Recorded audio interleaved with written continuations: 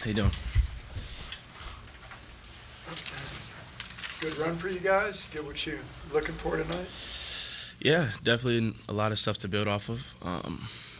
It's game one of the preseason. You're not going to expect to be in best shape, best form defensively or offensively off the rip. So I think for us, it's nice to get a gauge of where we are, not playing against each other. It gets a little chippy when you're playing against each other every day, just in terms of competing at a high level. So I think for us, it was nice to get on the floor with other guys and just obviously compete, see what we need to work on, and see our takeaways from tonight. It was like you sort of let out a sigh of relief when you made that three. Was it been kind of tough, missing some of those three-pointers? No, I don't. Basketball is going to be basketball. Some shots are going to go in, some shots aren't. It's completely out of my control. I just work my tail off, and then when the game presents itself, I just try to go from there, whatever the results are they're going to be. But I think I got good looks. My teammates set me up. A lot of open looks, so it is what it is. They're going to fall eventually. In a couple of months that you've been here, have you gotten used to some of the things that Victor can do yet? No, I don't think you can ever get used to that. I know, just seeing him walk around every day, it's like, bro, there's no way this dude is real. So I think, obviously, on the court, though, he's amazing. Everybody sees what he's capable of. What year is he in now? 4? 3? Oh, my gosh. Yeah, year 3, the things he's doing. I mean, he had a near triple-double in the first half, right?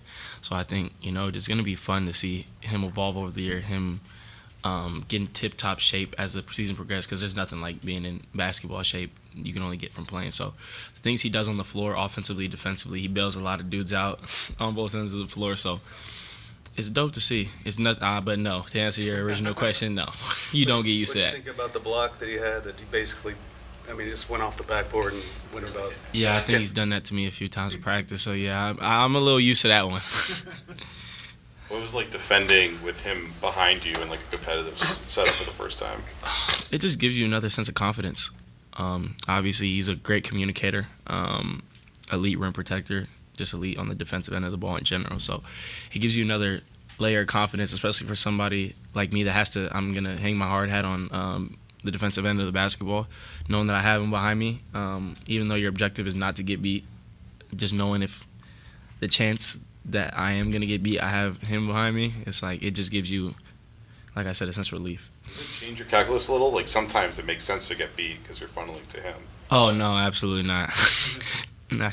You want to just try to keep guys in front. You just, whatever you can do to make his life easier and just reciprocate the same energy, you just want to try to give it, especially somebody like him that you demand so much out of. He's a hell of a player. He's one of the best players in the world, obviously. So when you can give him a break by just staying in front of your guys simply, you just got to do your job.